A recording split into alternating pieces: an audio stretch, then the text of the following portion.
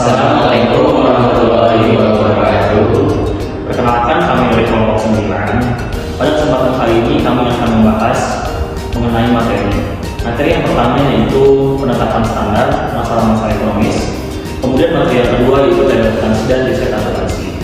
Sebelum mulai pembahasan materinya, izinkan kami memperkenalkan terlebih dahulu. Yang pertama ada saya Ridwan Ardiansyah dengan nomor NPM 19 12 10 244. saya sendiri yang Rian Ardiansyah dengan nomor NPM 19 12 10 221. Dan saya sendiri Muhammad Adam Aksan dengan NPM 19 12 10 274. Untuk pembahasan yang pertama yaitu penetapan standar masalah-masalah ekonomi akan dibahas oleh saudara Adam.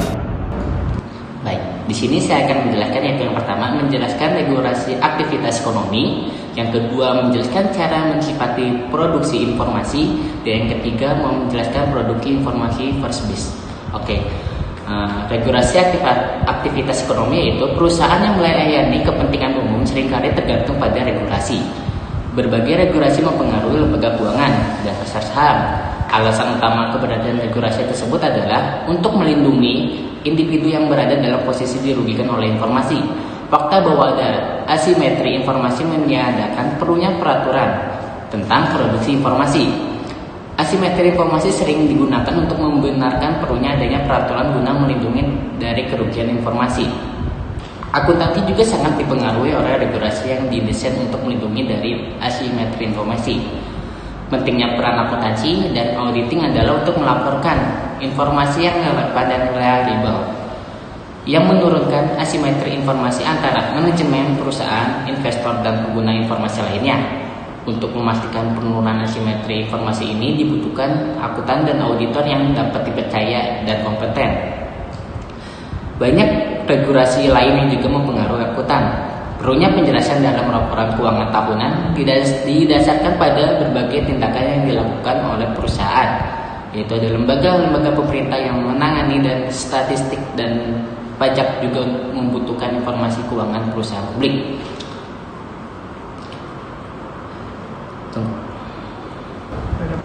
Oke, yang kedua cara untuk mensifati produksi informasi, yaitu ada dua pertimbangan yang digunakan dalam produksi informasi. Yang pertama, informasi adalah komoditas yang dapat diproduksi dan dijual.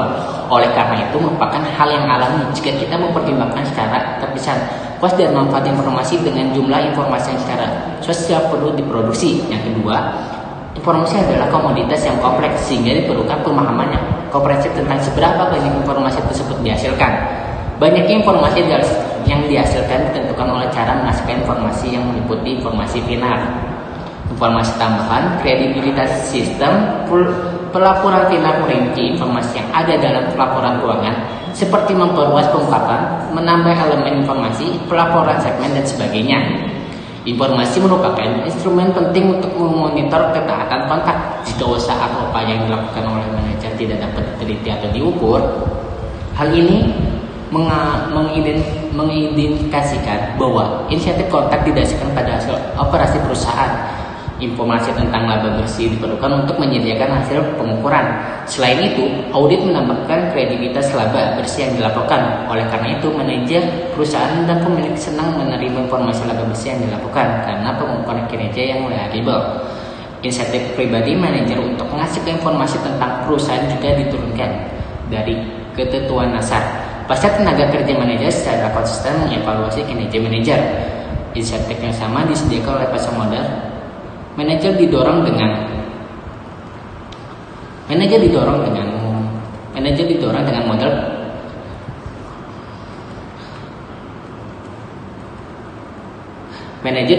reputasi dan kontak sehingga nilai perusahaan maksimal. Pasar yang lain tentang disiplin manajer adalah pasar takeover yang juga disebut pasar pengendalian perusahaan. Jika manajer tidak memaksimalkan nilai perusahaan, maka perusahaan memungkinkan tergantung pada tax over bid.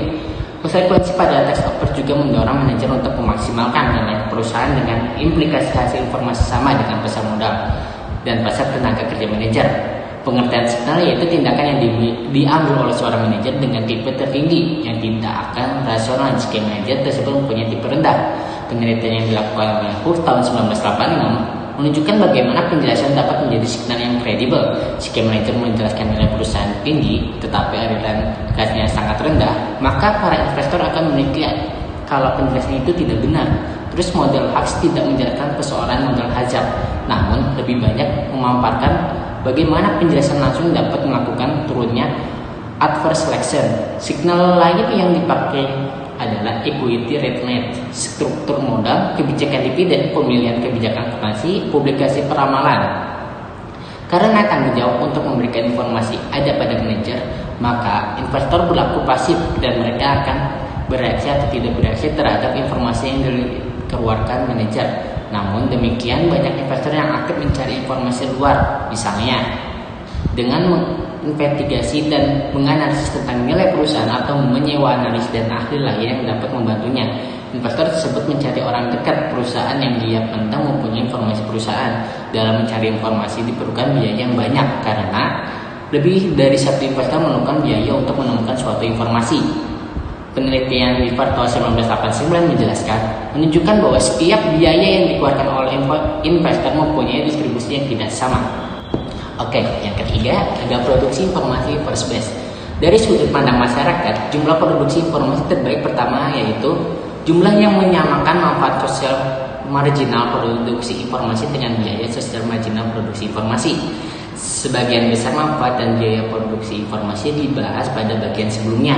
Manfaat termasuk keputusan investasi yang lebih terinformasi, kemungkinan menunjukkan biaya modal untuk perusahaan yang menghasilkan informasi, dan meningkatkan kinerja pasar karena kepercayaan investor yang lebih besar akibat berkurangnya adverse selection dan moral hazard. Manfaat lain dan produksi informasi termasuk pengurangan kekuatan monopoli karena peningkatan kemampuan calon peserta industri untuk mengidentifikasi peluang investasi yang menguntungkan. Identifikasi tepat waktu perusahaan yang gagal, pelaporan tentang stewardship dan situasi ketika informasi yang dirilis oleh suatu perusahaan menghasilkan informasi tentang perusahaan lain. Biaya untuk produksi informasi mencakup biaya langsung untuk menyiapkan dan mengeluarkan informasi, kemungkinan mengeluarkan informasi yang proper, dan kemungkinan meningkatkan biaya kontak yang dihasilkan oleh volatilitas pendapatan yang lebih besar sebagai dampak akuntansi nilai wajar. Baik, selanjutnya akan dibahas oleh saudara Rian. Sebelumnya terima kasih kepada teman saya Adam untuk penjelasan berikutnya, yaitu mengenai kegagalan pasar dalam produksi informasi, problem adverse selection, dan juga problem moral hazard. Yang pertama yang akan saya bahas ini yaitu mengenai kegagalan pasar dalam produksi informasi, di mana hal ini akan berakibat tidak dapat tercapainya first base. Pertama, perlu dipahami dulu ada dua teknologi, yaitu eternalitas dan free riding. Eternalitas merupakan tindakan yang dilakukan oleh sebuah perusahaan atau individu yang menyebabkan biaya atau manfaat bagi perusahaan atau individu itu sendiri, sehingga entitas dapat menciptakan eternalitas tidak dibiayai atau tidak menerima pendapatan. Sedangkan free riding merupakan manfaat yang diterima oleh perusahaan atau individu dari eksternalitas dengan mengeluarkan biaya yang sedikit atau tidak mengeluarkan biaya sama sekali. Aspek ini sangat penting karena dapat dipahami bahwa free riding merupakan biaya atau manfaat produksi informasi yang dipersepsikan oleh perusahaan berbeda dari biaya atau manfaat bagi masyarakat. Anilowski, Feng, dan juga Skinner pada tahun 2007 meneliti hubungan tersebut mengenai pedoman triwulan manajemen tentang laba dan masa depan kinerja pasar saham agregat. Kemudian terkait free riding, karena sifat kepentingan umum informasi akuntansi, kegunaannya sangatlah penting bagi suatu individu karena tidak dapat merusak untuk menggunakan individu lain. Kemudian, investor dapat menumpang bebas dalam informasi ini karena semua investor akan menyadari hal ini. Tidak seorang pun yang mempunyai insentif untuk membayar. Hal ini akan mengakibatkan bagi perusahaan yaitu sulit membayar karena terbebani dari biaya produksi informasi akuntansi, sehingga perusahaan menghasilkan informasi yang lebih sedikit dibanding jumlah informasi yang diinginkan secara sosial. Kemudian pembahasan yang kedua yaitu mengenai masalah atau problem dari adverse selection, di mana dalam hal ini terdapat dua masalah. Yang pertama, jika kita memiliki masalah perdagangan, khususnya bagian orang dalam, terdapat peluang yang dimiliki oleh orang dalam tersebut, termasuk manajer, di mana orang tersebut akan menghasilkan keuntungan yang berlebihan dengan berdagang atas informasi yang diberikan dari orang dalam tersebut. Maka seseorang tersebut bersedia melakukan ini karena tertarik pada peluang yang ada. Kemudian versi yang kedua yaitu ketika manajer mengetahui bahwa adanya berita buruk tentang masa depan perusahaan karena tidak merilis informasi tersebut, sehingga terpaksa harus menghindari atau setidaknya menunda konsekuensi negatif perusahaan. Kondisi ini disebut sebagai ketepatan waktu yang merupakan kegagalan untuk menghasilkan informasi.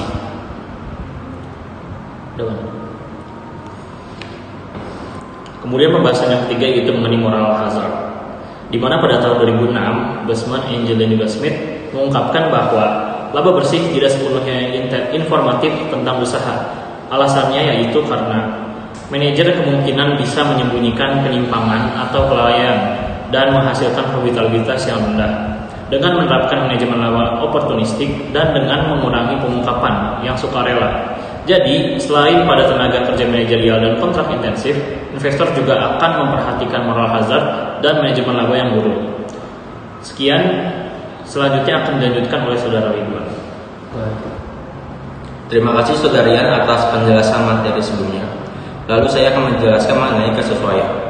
Karakteristik ekonomi dengan pasar yang tidak berfungsi dengan baik adalah kurangnya kesepakatan yang diakibatkan adanya adverse selection dan moral hazard. Jika pasar bekerja dengan baik, pemegang saham akan dengan suara bulat mendukung manajer untuk memaksimalkan nilai pasar perusahaan. Ketika pasar tidak bekerja dengan baik karena adverse selection dan moral hazard, maka hal ini tidak perlu menjadi masalah. Acorn dan Wilson pada tahun 1974 meneliti masalah ini dalam kaitannya dengan produksi fisik perusahaan, yaitu jenis dan kualitas produk yang akan dihasilkan dan menunjukkan bahwa pilihan rencana produksi yang diambil oleh manajer untuk memaksimalkan nilai pasar perusahaan secara umum tidak akan disetujui oleh semua pemegang saham dan kondisi pasar tertentu. Hasil serupa berlaku untuk produksi informasi perusahaan. Blazenko dan Scott pada tahun 1946 menganalisis ekonomi ketika pasar informasi tidak bekerja dengan baik karena adverse selection. Apabila manajer perusahaan termotivasi untuk memilih kualitas audit yang akan memaksimalkan nilai pasar perusahaan, maka semua pemegang saham lebih memilih audit yang berkualitas lebih tinggi. Dengan demikian, dapat disimpulkan bahwa kekuatan pasar tidak dapat mendorong produksi informasi first base. Oleh karena itu, beberapa level regulasi diharapkan ada dalam informasi sebuah industri. Namun, karena keragaman dan kompleksitas biaya dan manfaat sosial informasi, maka regulator juga tidak dapat menerapkan yang first base. Beberapa kombinasi regulasi dan produksi informasi pribadi diperlukan jika pasar informasi diharapkan dapat bekerja dengan cukup baik. Baik, selanjutnya adalah mengenai insentif berbasis pasar untuk produksi informasi. Insentif swasta kedua untuk produksi informasi perusahaan disebut insentif berbasis pasar. Beberapa pasar terlibat. Pasar tenaga kerja manajerial secara konstan mengevaluasi kinerja manajer.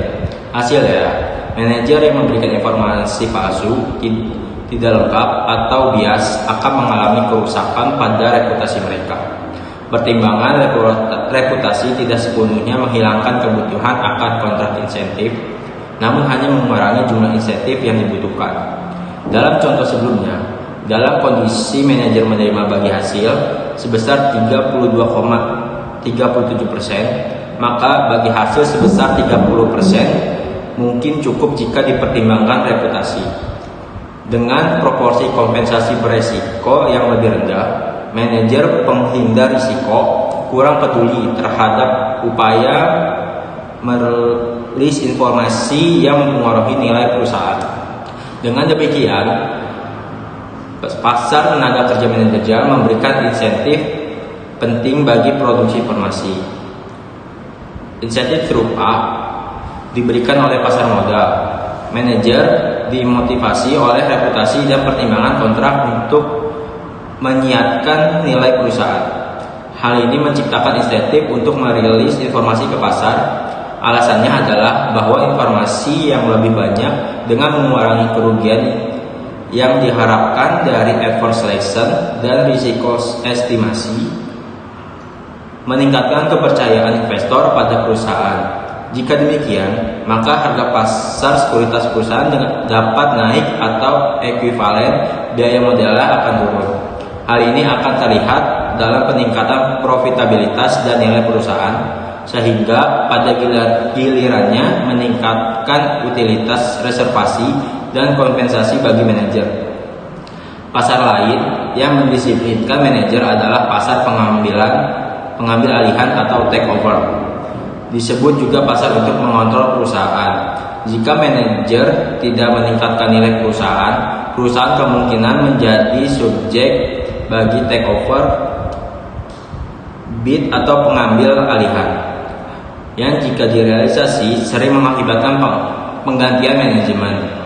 Semakin tidak puas para pemegang saham, semakin besar kemungkinan pengambil alihan tersebut terjadi. Akibatnya, pasar pengambil alihan juga memotivasi manajer untuk meningkatkan nilai perusahaan dengan implikasi untuk produksi informasi yang serupa dengan pasar tenaga kerja, manajerial, dan pasar modal. Baik, itu saja pembahasan mengenai penerapan standar masalah-masalah ekonomis. Selanjutnya kelompok kami akan membahas mengenai teori akuntansi dan riset informasi. Ini riset akuntansi dan metode ilmiah. Teori sangat bermanfaat bagi sebuah penelitian karena teori tersebut berupaya untuk menjelaskan hubungan dan memprediksi fenomena. Meskipun teori akuntansi mencakup aspek yang sudut pandang filosofi yang cukup luas, namun dalam bab ini kita hanya fokus pada teori yang secara formal dibangun melalui sebuah proses riset. Dalam metode ilmiah, sebuah teori adalah tidak lebih dari sebuah kalimat. Teori harus memuat seperangkat premis, yaitu disebut juga asumsi dan postulat. Premis dapat berupa bukti asli atau dapat dikonstruksi sehingga premis dapat diuji dengan statistika inference yang sering disebut dengan hipotesis. Sebagai premis memungkinkan tidak perlu didefinisikan, sedangkan sebagian lain perlu didefinisikan secara jelas. Sebuah teori berisi serangkaian kesimpulan yang berasal dari premis. Kesimpulan dapat ditentukan baik dari sudut maupun induksi. Baik, di sini saya akan menjelaskan mengenai penalaran deduktif dan induktif. Sistem deduktif adalah sebuah sistem yang menggunakan penalaran logika untuk mendapatkan satu atau lebih kesimpulan dari serangkaian premis. Data empiris tidak dianalisis dalam sebuah deduksi murni. Contoh, sistem deduksi adalah sebagai berikut. Premis 1, seekor kucing memiliki 4 kaki. Premis kedua, Ujang memiliki 2 kaki.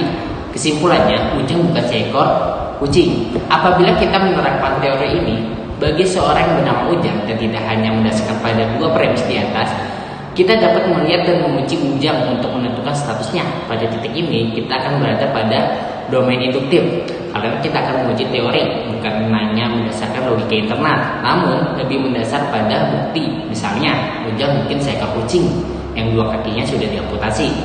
Jika diasumsikan kenalan tersebut valid, maka sebuah teori deduktif dapat ditantang hanya dengan mempertanyakan premis atau kesimpulan secara empiris. Para ekonom dan akuntan telah mengembangkan model laba yang berbeda dengan menggunakan penalaran deduktif. Laba perusahaan adalah kenaikan kekayaan yang berasal dari kegiatan bisnis sepanjang tahun. Laba sering didefinisikan sebagai nilai maksimum yang dapat didistribusikan kepada pemilik dan masih menyisihkan perusahaan pada akhir periode dalam kondisi seperti kondisi pada awal periode. Dengan demikian, laba bersifat kondisional karena dikaitkan dengan modal perusahaan pada awal periode. Konsep ini disebut dengan pemeliharaan modal atau capital maintenance. Sebagai pendekatan deduktif dalam teori akuntansi telah menggunakan aksiomal Kolmar sebagai premis sebuah sistem yang menjadi dasar berbagai aturan akuntansi. Aksioma adalah suatu kenyataan yang bisa dilihat kebenarannya tanpa perlu adanya bukti. Aksiomal Kolmar adalah serangkaian terminologi yang secara tegas, jelas, dan lugas mendefinisikan akuntansi menjadi aturan yang diterima umum. Penalaran induktif menguji data biasanya berupa sampel dari sebuah populasi dan membuat inference tentang populasi. Dalam riset akuntansi, data dikumpulkan dengan menggunakan beberapa metode dan sumber Misalnya, kuesioner yang dikirim kepada para responden, praktis dan pihak lain yang sesuai, eksperimen laboratorium yang melibatkan individu dalam sebuah simulasi, angka dari laporan, keuangan publikasikan, dan harga saham yang diperdagangkan. Beberapa contoh teori berbasis induktif sekarang sudah ada dalam literatur akuntansi. Menurut Was dan Gimarwan tahun 1986-1990, mengeksplorasi kenyataan bagaimana manajer perusahaan merespon ke standar akuntansi baru. Salah satu premis mereka adalah bahwa manajemen bertindak untuk kepentingan diri mereka sendiri. Misalnya, kenaikan kompensasi pribadi melalui skema bonus jika laba yang dilakukan meningkat. Oleh karena itu, Was dan Jiman tahun 1980-1990 menjelaskan, menghipotesiskan bahwa manajemen memiliki lebih banyak insentif dan mengutamakan standar yang memungkinkan laba bersih ketika perusahaan merupakan subjek tekanan politik. Beberapa contoh teori berbasis induktif sekarang sudah ada dalam literatur akuntansi. Menurut Was dan Zimmerman tahun 1980-1990, mengeksplorasi pertanyaan bagaimana manajer perusahaan merespons standar akuntansi baru. Salah satu premis mereka adalah bahwa manajemen bertindak untuk kepentingan diri mereka sendiri. Misalnya, kenaikan kompensasi pribadi melalui skema bonus jika laba yang dilakukan meningkat. Oleh karena itu, menurut Was dan Zimmerman tahun 1990 menjelaskan, menghipotesiskan bahwa manajemen memiliki lebih banyak insentif untuk mengutamakan standar yang menurunkan laba bersih ketika perusahaan merupakan subjek tekanan politik. Baik, selanjutnya saya akan menjelaskan yaitu mengenai sifat komplementer metode deduktif dan induktif. Deduktif dan induktif berbeda dalam riset. Meskipun sebuah konsep bagus untuk dijelaskan dalam kuliah, namun dalam praktik seringkali tidak tepat.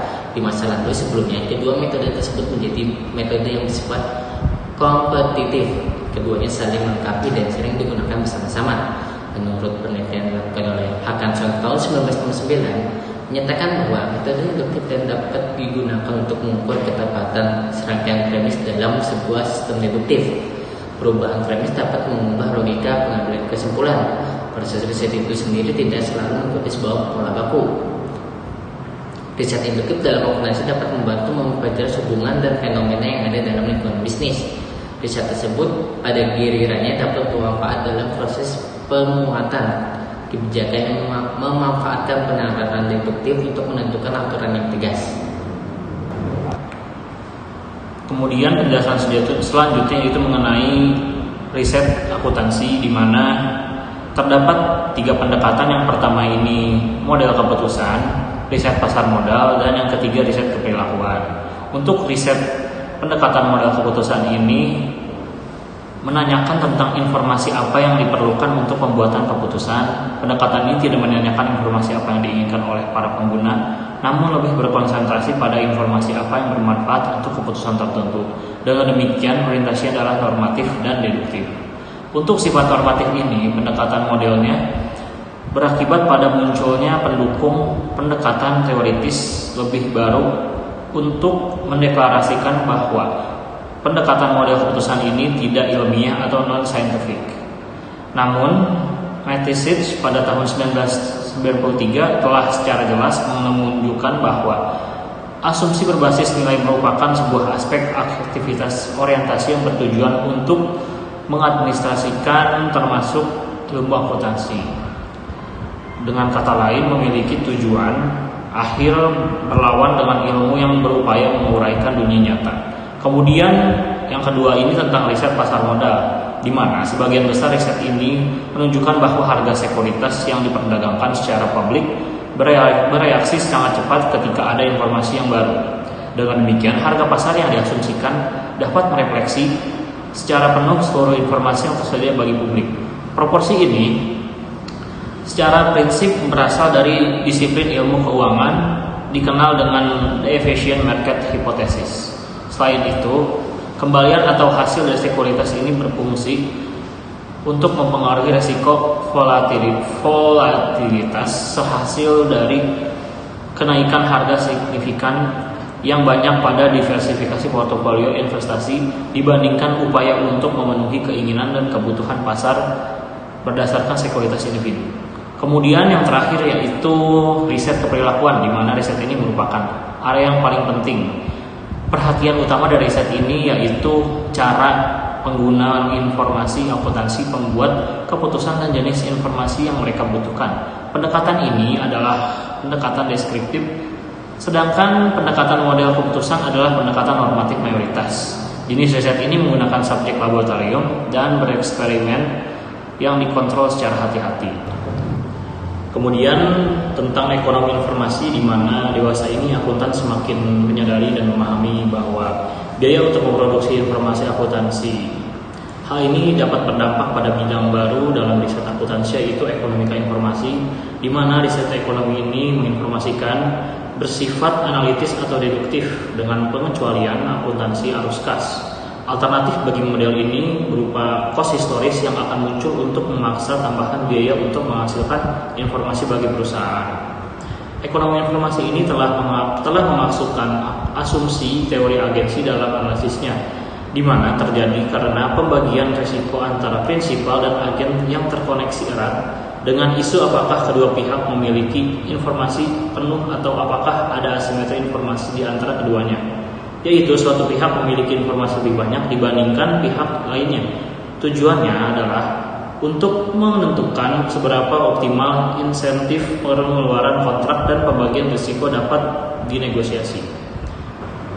Kemudian terdapat beberapa tantangan dan peran riset akuntansi. Yang pertama ini tentang kompleksitas informasi dalam akuntansi keuangan dan pelaporan, di mana lingkungan akuntansi keuangan dan pelaporan saat ini sangat kompleks dan sangat menantang. Karena produk akuntansi adalah informasi yang merupakan sebuah komoditas yang sangat bermanfaat dan penting.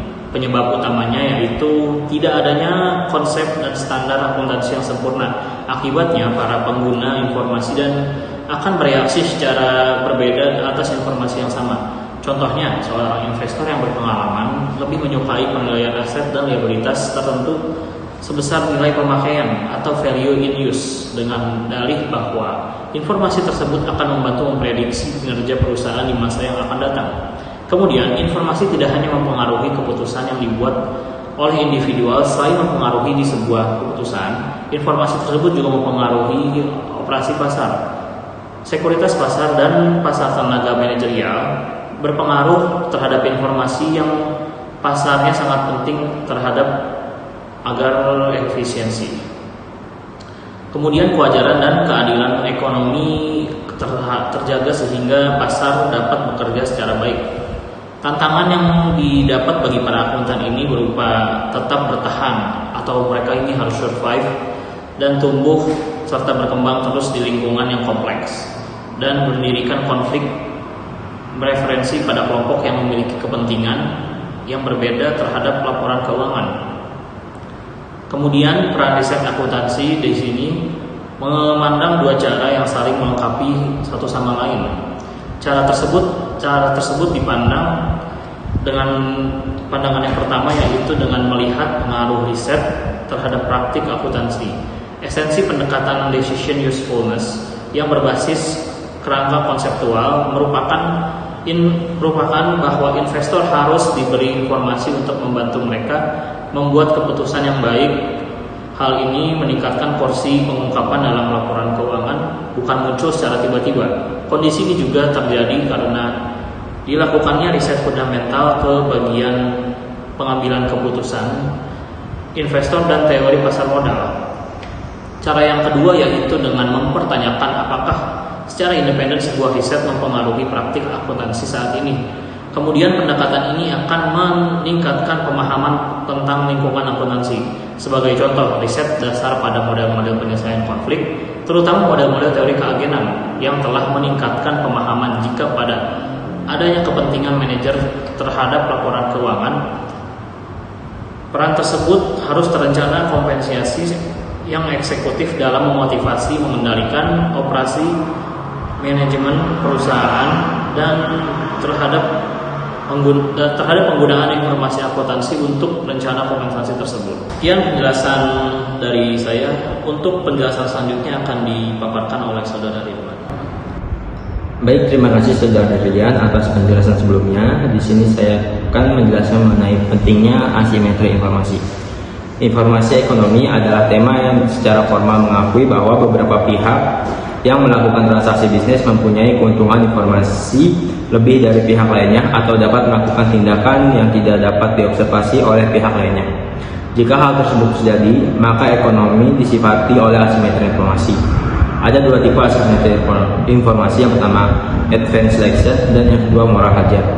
Advanced selection adalah jenis asimetri informasi yang terjadi karena beberapa pihak seperti manajer, perusahaan, dan pihak intern lainnya memiliki informasi lebih baik dan lebih banyak tentang kondisi kini dan prospek masa depan suatu perusahaan dibanding para investor luar.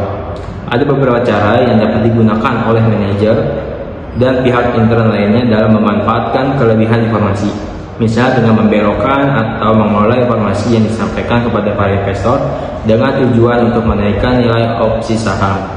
Dengan demikian, dapat disimpulkan bahwa akuntansi dan pelaporan keuangan berfungsi sebagai sebuah mekanisme untuk mengendalikan masalah adverse selection dengan mengonversi informasi internal menjadi informasi eksternal secara tepat waktu dan kredibel.